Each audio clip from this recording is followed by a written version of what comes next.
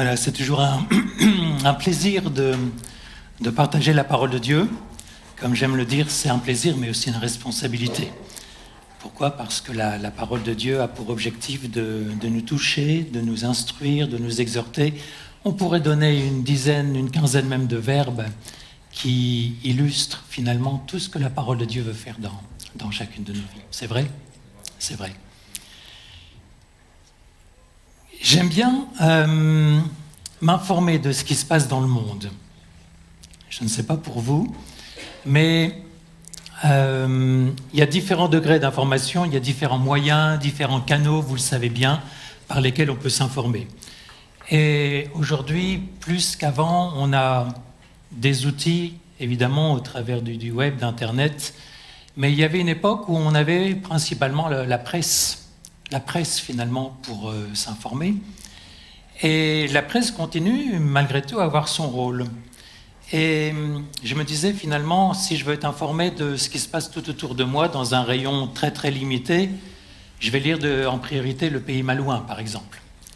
Là ce seront des infos vraiment très très locales qui vont déborder peut-être jusque dans l'île-et-Vilaine, mais pas beaucoup plus. Je peux également lire Ouest France, qui est d'ailleurs le plus gros tirage de journaux dans toute la France, pour avoir des informations un peu plus étendues, voire nationales. Et puis, il y a encore d'autres journaux qui sont spécifiques, qui sont des magazines qui vont nous donner des informations peut-être encore un peu plus étendues sur le monde. Je pense au Point, l'Express, enfin, vous connaissez tout ça. Et puis, il y a même des journaux qui vont nous donner exclusivement des informations sur ce qui se passe dans le monde, mais dans le sens du monde, dans le sens le plus large, finalement. Le Courrier international, enfin, etc. Donc, en fonction de ce que je souhaite avoir comme information, c'est là mon point, eh bien, je vais parcourir tel ou tel type de presse et je vais m'intéresser à tel ou tel type de journaux, de magazines. Et je faisais le rapprochement avec, finalement, notre compréhension de Dieu. On peut avoir un point de vue assez local, assez limité, peut-être précis, mais finalement pas suffisamment étendu. Un petit peu comme si je me contentais de lire simplement comme seule source d'information Le Pays Malouin.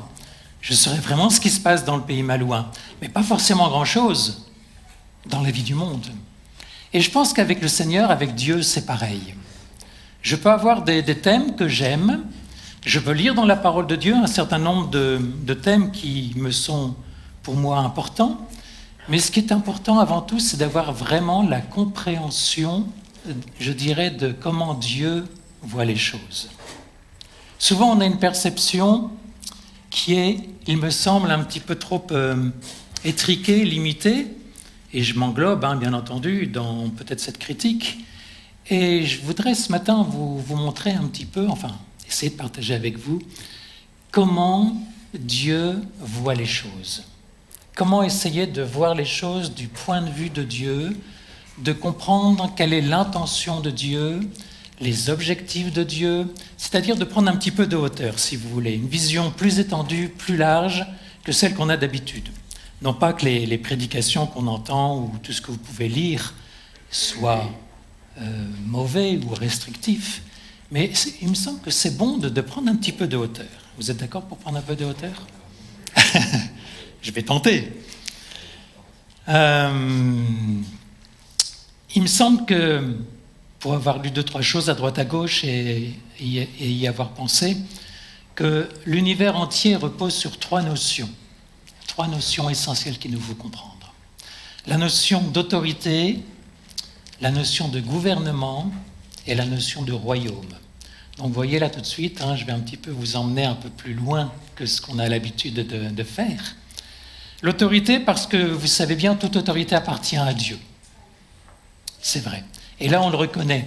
Et on l'a reconnu en particulier dans le temps de louange qu'on vient d'avoir à l'instant. On a reconnu l'autorité de notre Dieu, on a reconnu l'autorité de Jésus.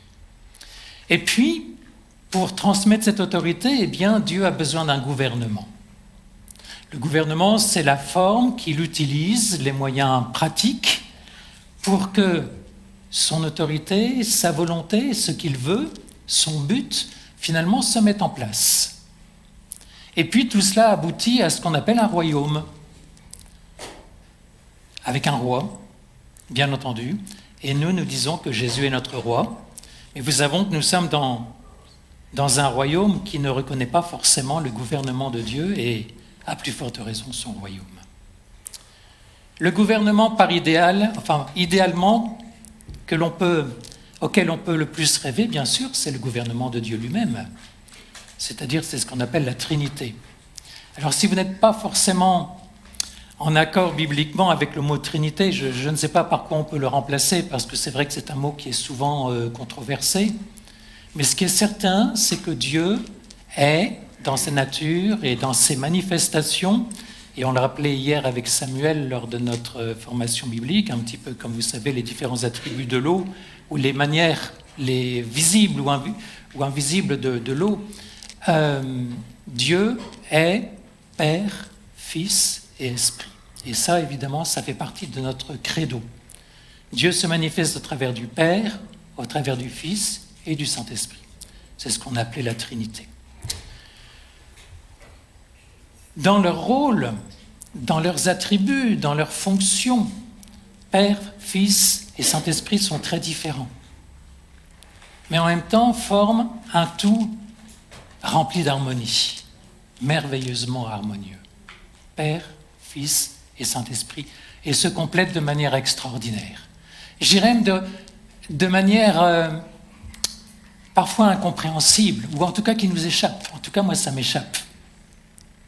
Mais ce que je sais, c'est que Dieu désire, au travers des hommes, et ça depuis tout le temps, depuis Adam et Ève finalement, Dieu désire représenter son gouvernement sur la terre.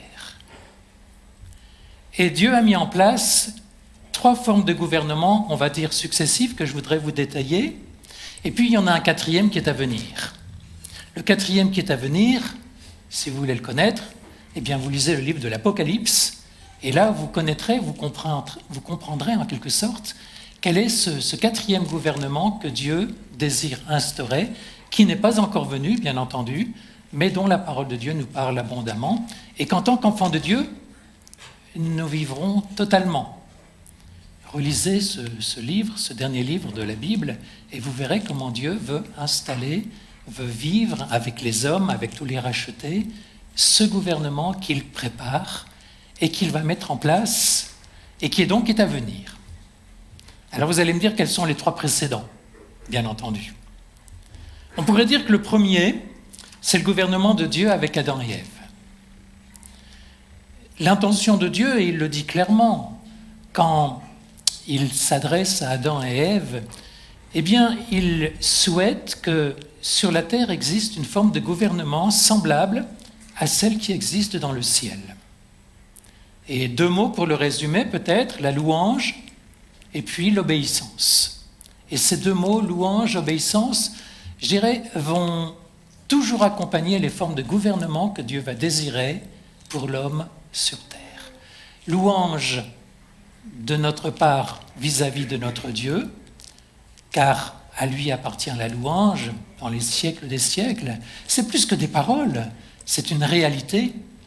Et puis, ce qui accompagne notre louange, bien entendu, c'est, de manière toute simple, toute pratique, c'est l'obéissance.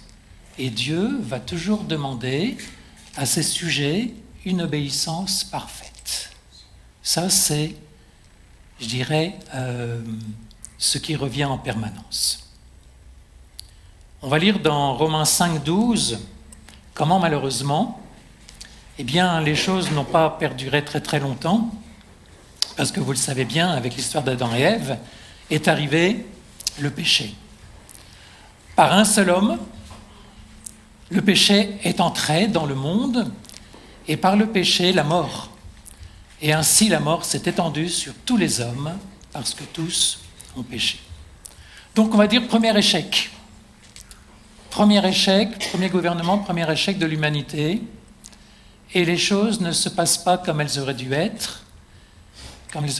Et effectivement, nous sommes tous là pour en témoigner.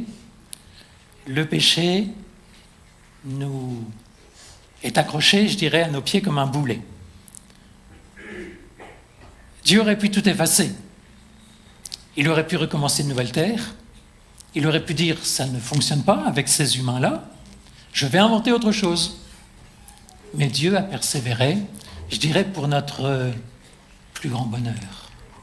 Et heureusement. Deuxième gouvernement, le gouvernement de Dieu, cette fois-ci avec Israël.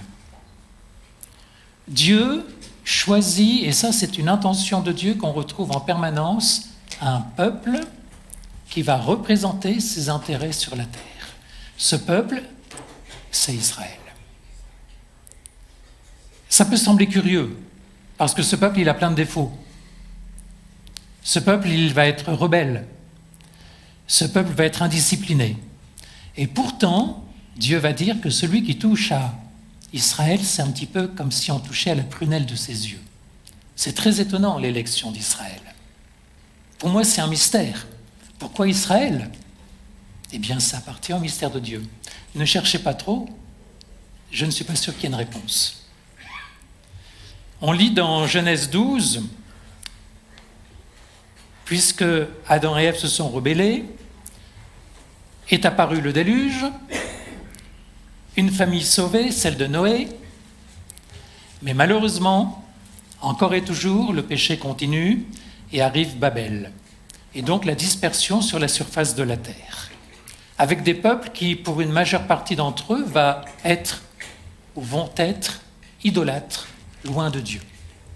Israël va arriver, mais au préalable, Dieu, vous le savez bien, va parler à Abraham. Et voilà ce que Dieu va dire à Abraham. Genèse 12, les 3 premiers versets. L'Éternel dit à Abraham, « Va-t'en de ton pays, de ta patrie, et de la maison de ton père, dans le pays que je te montrerai. » Mais vous voyez, les choses se mettent progressivement en place. « Je ferai de toi une grande nation, je te bénirai, je rendrai ton nom grand, et tu seras une source de bénédiction. Je bénirai ceux qui te béniront, je maudirai ceux qui te maudiront, et toutes les familles de la terre seront bénies en toi. » Vous voyez, ces versets sont extrêmement importants. Ils montrent le désir de l'alliance de Dieu pour trouver des hommes et des femmes qui vont lui appartenir, qui vont être ses représentants, et comme le dira l'apôtre Paul un petit peu plus tard, finalement, ses ambassadeurs. Et Dieu va persévérer avec Israël, même si Israël va être, comme je le disais, rebelle, indiscipliné, moqueur, hostile à la pensée de Dieu. Donc pourquoi Israël ? Parce que Dieu, je dirais dans sa manière de traiter, je ne sais pas si le terme est bien juste, mais enfin, dans sa manière de traiter avec les hommes, a besoin d'un peuple qui le représente. Et si on ne comprend pas cela, on aura du mal à comprendre finalement tout le soin que Dieu a vis-à-vis de ce peuple. Parce qu'on va dire, mais il y a longtemps que Dieu aurait dû être fatigué de ce peuple.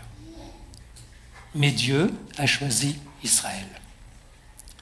Et c'est curieux, c'est intéressant de voir que Dieu va interdire tout mélange d'Israël avec les nations idolâtres. Ça fait aussi partie de son plan. Dieu veut un peuple qui ne se mélange pas, et là aussi Jésus va reprendre ce terme de, vous savez, quand il dit que nous devons être le sel. Dieu ne veut surtout pas qu'Israël aille vers les dieux étrangers. Dieu veut qu'Israël lui appartienne à 100%, lui soit entièrement dédié, dévoué. Et c'est pour ça, et là aussi, je me suis souvent interrogé, mais pourquoi Dieu, par rapport au peuple idolâtre, Canaan, etc., vous connaissez l'histoire, pourquoi Dieu est-il tellement sévère et demande à Israël d'anéantir, en fait, ces peuples-là ? Parce que tout simplement, ces peuples sont idolâtres. Parce qu'ils adorent des faux dieux. Parce qu'ils ne veulent pas se soumettre au Dieu unique, au vrai Dieu. Et ça, Dieu ne peut pas le supporter. Dieu ne peut pas l'admettre. Et puis, une autre question qu'on peut se poser, mais pourquoi la persécution d'Israël ? Vous savez que pendant plus de 2000 ans, Israël a été totalement persécuté. Et lors de la dernière guerre mondiale en particulier, avec la Shoah, etc., on était à Jérusalem, hein, on a pu voir un petit peu, mais pas besoin d'aller nécessairement à Jérusalem pour s'en rendre compte. Pourquoi Israël a-t-il été persécuté en permanence ? Eh bien, je vais vous dire ce que je pense. Je ne crois pas que ce soit une source humaine. Je crois que c'est une source diaboliquement spirituelle. À savoir que Satan est au courant des projets de Dieu par rapport à Israël, et Satan a, dans toute l'histoire que nous connaissons, tout fait pour détruire ce peuple d'Israël. Autrement dit, ne cherchez pas une cause humaine ou naturelle à la persécution et au désir d'anéantissement du peuple d'Israël, mais cherchez vraiment une raison spirituelle qui, pour moi, est directement d'origine satanique. Et seul, si on attribue à Satan, notre ennemi, ce désir, cette volonté absolue de détruire Israël, seul, là, nous découvrons une réponse qui puisse un petit peu nous permettre de comprendre les choses. Donc la réponse est d'ordre spirituel. Et en détruisant, bien sûr, le peuple d'Israël, Satan contrecarre le dessein de Dieu d'avoir un peuple qui le représente, tout simplement. Je sais que ce sont des notions avec lesquelles on avance, je dirais, à tâtons. Et ce que je vous explique n'est peut-être pas forcément tout à fait parfait. J'essaie, comme vous, d'essayer de comprendre. Mais c'est vraiment important d'essayer de voir comme Dieu voit les choses et d'avoir cette perception de Dieu au cours des siècles. Je vous propose de lire Matthieu 23, 37. Cette notion d'Israël est tellement importante qu'à un moment donné, Jésus, peut-être qui contemple Jérusalem, va pleurer sur cette ville.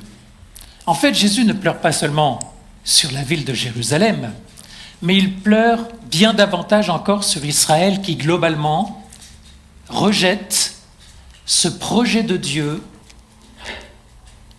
et finalement s'obstine à ne pas vouloir entrer dans les plans de Dieu. Donc voilà ce que dit Jésus. Jérusalem, Jérusalem, qui tue les prophètes, qui lapide ceux qui te sont envoyés. Combien de fois ai-je voulu rassembler tes enfants comme une poule rassemble ses poussins sous ses ailes, et vous ne l'avez pas voulu. C'est tragique ça. Vous ne l'avez pas voulu. Vous avez refusé l'alliance. Vous avez refusé d'être mon peuple. Vous avez refusé d'entrer dans mon plan et d'être mes représentants sur terre. Et Jésus est tellement attristé de voir que Jérusalem... Mais je pense que Jésus a en tête tous les siècles d'errance, de refus, d'obstination, d'endurcissement. Et pour Jésus, qui représente le Père, vous le savez, eh bien, c'est en fait refuser le plan de Dieu, c'est refuser la volonté de Dieu. Et Jésus pleure sur Jérusalem. Ces versets sont importants. Et vous savez également, je pense à un autre épisode quand le peuple va aller trouver Samuel. Et vous savez ce qu'il dit à Samuel, enfin il dit beaucoup de choses, mais il dit « Nous ne voulons plus de Dieu, du Père, enfin nous ne voulons plus de l'Éternel comme roi. Donne-nous un roi humain, un roi terrestre. » Et là encore, on voit que ce peuple refuse d'entrer dans l'alliance de Dieu. Ils veulent un roi à leur mesure, un roi qui leur convienne, un roi qui aille dans le sens qu'ils veulent suivre, qu'ils veulent prendre. Mais ils n'ont pas du tout cette compréhension, cette perception divine de Dieu qui veut les conduire. Donc, Compliqué. Troisième gouvernement de Dieu, cette fois-ci, eh bien avec ses enfants qui vont être achetés par Jésus. On va lire Hébreux 1, les 3 premiers versets. Troisième tentative, si vous voulez. Avec Adam, ça a raté. Avec Israël, ça a été pour le moins chaotique. Chaotique. Je vais réviser mon français. Chaotique. Et voilà ce que nous dit la parole de Dieu. Après avoir autrefois, à plusieurs reprises et de plusieurs manières, parlé à nos pères par les prophètes, Dieu, dans ces derniers temps, nous a parlé par le Fils, qu'il a établi héritier de toutes choses, par lequel il a aussi créé le monde, et qui, étant le reflet de sa gloire et l'empreinte de sa personne, et soutenant toutes choses par sa parole puissante, a fait la purification des péchés et s'est assis à la droite de la majesté divine dans les lieux très hauts. Quelle puissance dans ces versets. Autrement dit, Dieu, je ne sais pas si je peux dire les choses comme ça, mais Dieu comprend. Bon, je sais que ce n'est pas très correct de dire ça. Dieu réalise, Dieu voit, en tout cas, que c'est difficile avec les hommes. Seule solution possible désormais, envoyer son Fils. Et son gouvernement va désormais se manifester, s'établir au travers de ses enfants. C'est-à-dire nous, en quelque sorte. Il y a des différences quand même qui apparaissent par rapport à l'Ancien Testament et jusqu'au jour de la Pentecôte. Vous savez, la notion d'onction. Dans tout l'Ancien Testament, on parle beaucoup d'onction, c'est-à-dire du Saint-Esprit qui descend sur les prophètes, ou le Saint-Esprit qui agit, je dirais un petit peu du haut vers le bas, si je puis me permettre. À partir du jour de la Pentecôte, le Saint-Esprit réside dans les croyants. Autrement dit, c'est plus du haut vers le bas, mais c'est de l'intérieur vers l'extérieur. Et le Saint-Esprit ne vient plus nécessairement nous oindre. Et je pense que quelquefois dans le milieu évangélique, il y a des confusions à ce sujet-là. Pourquoi ? Parce que nous sommes désormais la maison, le temple du Saint-Esprit. Et j'ai lu il y a une vingtaine d'années un livre très intéressant qui s'appelle « La libération de l'esprit » et qui explique que nous ne devons plus rechercher l'esprit comme étant une source extérieure qui va descendre en nous, mais une source intérieure que nous devons au contraire libérer. Et c'est exactement ce que dit Jésus. Des fleuves, celui qui croit, des fleuves de vie couleront de son sein, exactement. Ne cherchez pas ailleurs ce qui est à l'intérieur de vous. Je le répète, ne cherchez pas ailleurs ce qui est à l'intérieur. Et peut-être je vais revenir dans mes vieux dadas, mais vous savez, il y a bien des chants que nous chantons qui auraient besoin d'être révisés. Tous ces chants qui nous disent « Viens Saint-Esprit, descends sur moi ». Non. Non. Le Saint-Esprit a besoin désormais de s'exprimer au travers de ma vie, de ta vie. Il réside au plus profond de toi. Esprit, âme et corps. Un petit peu comme des barrières qu'il faut franchir pour que le Saint-Esprit soit parfaitement libre. Et puis une autre différence importante, puisque nous sommes la maison du Seigneur, il n'y a plus de tabernacle, fini. Il n'y a plus de temple. Et la maison de Dieu, c'est qui ? C'est nous. Ce n'est pas ce bâtiment. Gloire à Dieu pour ce bâtiment. Je ne suis pas contre les bâtiments, bien entendu. Heureusement que nous avons un bâtiment. Et vous qui nous visitez, vous avez certainement des bâtiments dans lesquels vous réunissez. Mais la maison du Seigneur, c'est nous. Nous n'avons pas besoin d'aller à la maison du Seigneur. Ça serait un contresens. Nous sommes la maison du Seigneur. Et Dieu veut se constituer à nouveau un peuple qui va représenter ses intérêts. Je disais tout à l'heure, Paul utilise bien le terme d'ambassadeur. Ambassadeur pour Christ, pour établir en quelque sorte son gouvernement. De manière bien imparfaite, parce que nous sommes imparfaits. Je suis imparfait. Mais de manière curieuse et étonnante, eh bien, Dieu veut se manifester au travers de nos vies pour que son gouvernement et son royaume se mettent en place. Et si vous lisez bien les paroles de Jésus, de quoi parle Jésus principalement? Mais il parle de royaume, évidemment. Et il nous donne le mode d'emploi, les règles, la manière d'être et donc de faire du royaume. Et là aussi, il est encore question de royaume. Donc vous voyez, de A à Z, l'intention de Dieu, c'est d'établir un gouvernement au travers des hommes qui représentent ses intérêts. Depuis Adam et Ève, en passant par Abraham, Israël, les prophètes, et aujourd'hui, nous. Voilà l'intention de Dieu. Et très, très fréquemment, le Nouveau Testament nous dit qu'il est essentiel d'avoir Jésus comme Seigneur. Bien sûr, le fait d'être sauveur, d'avoir Jésus comme sauveur, c'est la porte d'entrée. Mais une fois que tu es dans la maison, il te faut accepter l'autorité du propriétaire. Et c'est Jésus, Seigneur. Et donc, je dirais à titre individuel, chaque fois que Jésus est parfaitement Seigneur dans notre vie, eh bien, nous sommes en accord avec le plan de Dieu depuis toute éternité, qui est de se représenter sur terre un peuple qui va défendre les intérêts de Dieu, qui va reproduire les intérêts de Dieu. C'était la première chose que Dieu avait confiée à Adam et Ève, et je pense que son projet est toujours le même. Alors pour parler peut-être quelques instants avant de terminer des royaumes, l'apôtre Paul nous parle bien de ces royaumes. Il nous dit qu'il y a le royaume de l'homme charnel. L'homme charnel, c'est celui qui connaît le Seigneur, en tout cas dans la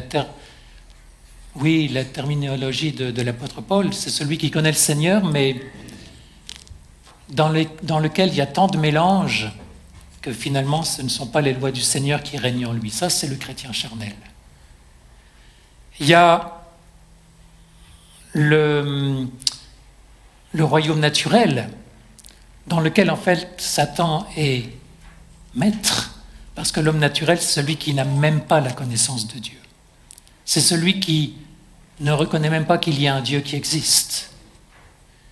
Et vous savez que Satan a une puissance d'aveuglement pour nous faire croire que Dieu n'existe pas. Ça, c'est l'homme naturel. Et puis le dernier, bien entendu, après l'homme charnel et l'homme naturel, et bien entendu, c'est l'homme spirituel. C'est celui qui vit par l'esprit, c'est celui dans lequel l'esprit a toute, faculté d'agir et parler et témoigner et en quelque sorte impressionner, imprimer le monde dans lequel il vit. Donc c'est tellement important de comprendre que Dieu veut des représentants sur cette terre.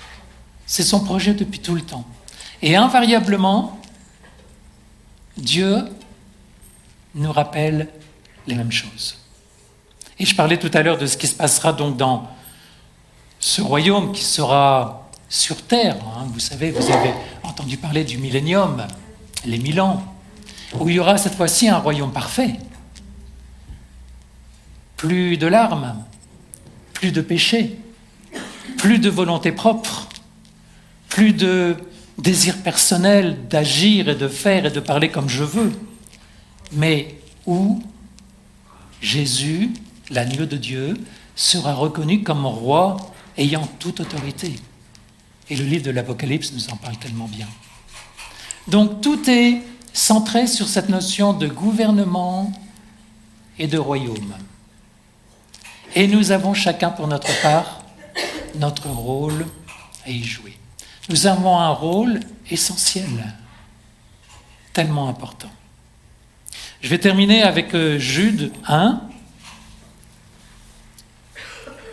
J'aurais pu dire Jude, parce qu'il n'y a qu'un seul chapitre dans Jude. Et voilà ce que nous dit l'épître à Jude. Donc, au verset 24 et 25. À celui qui peut vous préserver de toute chute et vous faire paraître devant sa gloire irrépréhensible et dans l'allégresse.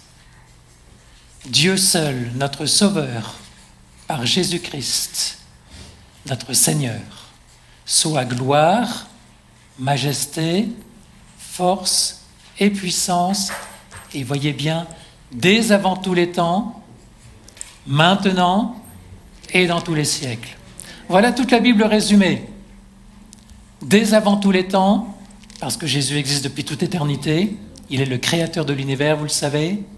Maintenant, aujourd'hui, dans cette forme de gouvernement dans laquelle nous vivons, Jésus Seigneur dans ma vie, dans ta vie, et dans tous les siècles, c'est ce qui nous attend également, et que nous vivrons, je le crois, dans toute sa plénitude, lorsque nous vivrons bien ce que nous dit la parole de Dieu dans le livre de l'Apocalypse, tout simplement. Donc cette notion de gouvernement, de royaume est permanente. Et si nous voulons comprendre le dessein de Dieu, les projets de Dieu, les objectifs de Dieu, mettons tout cela en perspective par rapport à ce thème. Sinon, comme je le disais tout à l'heure, on va être comme le lecteur du Pays Malouin. D'accord, c'est bien ce qui se passe à Saint-Malo.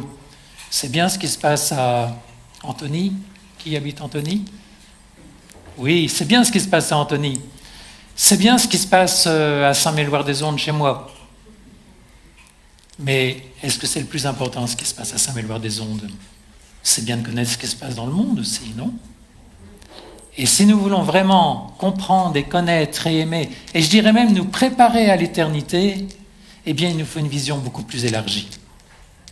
Donc je n'accuse personne, bien entendu, ce matin d'avoir une vision étriquée, mais je voudrais simplement vous encourager à prendre un petit peu de hauteur, et je me fais aussi cette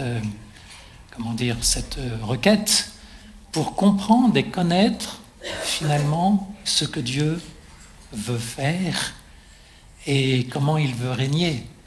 Et finalement, je crois que c'est en faisant cela que nous pouvons vraiment l'honorer, parce que du coup, nous entrons pleinement dans ses voies, dans sa volonté, dans ce qu'il a prévu.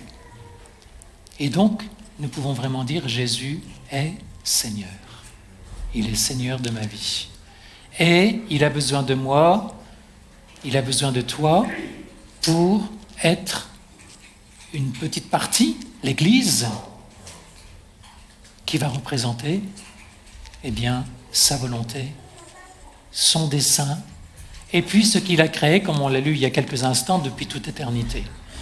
Depuis toute éternité, aujourd'hui et dans les siècles à venir. Voilà le programme. C'est un programme merveilleux. Nous avons un grand Dieu qui est fidèle, qui ne change pas d'avis, qui est patient. Il a raté, entre guillemets, c'est pas Dieu qui a raté. En tout cas, les choses se sont dégradées avec Adam et Ève, on est bien d'accord. Les choses ont été loin d'être faciles avec le peuple d'Israël, on est bien d'accord. Et avec nous aussi, on est bien d'accord. Mais Dieu reste persévérant. Et Dieu ne change pas ses objectifs. Dieu n'a pas détruit la terre comme il aurait pu le faire en voyant que ses projets n'étaient pas comme il peut-être avait pensé depuis toute éternité. Mais Dieu a toujours laissé une chance. Et je voudrais simplement dire à ceux qui ne connaissent pas Dieu, peut-être, s'il y en a un ou une, entrez vraiment dans la pensée de Dieu pour comprendre et connaître ce qu'il a en vue, ce qu'il a en réserve. On va terminer par la prière. Seigneur, quand on lit dans ta parole à la fois ta grandeur, oui, ta souveraineté, ta beauté, comme nous pouvons être remplis de reconnaissance, mais aussi remplis de reconnaissance parce que l'homme tel qu'il est, et en dépit de ses erreurs, en dépit de ses refus de t'accepter comme roi, en dépit de tout cela, Seigneur, tu laisses des chances. Tu laisses la porte ouverte. Merci pour Jésus qui nous a réconciliés avec le Père. Alors que tout aurait pu sembler tellement compliqué, compromis, gâché, Merci Seigneur pour tes projets, tes plans. Plans d'amour pour chacune de nos vies. Je veux te remercier et avec mes frères et sœurs te bénir pour tes desseins qui sont merveilleux depuis toute éternité jusqu'à aujourd'hui et encore dans l'éternité à venir. Merci Seigneur. Amen.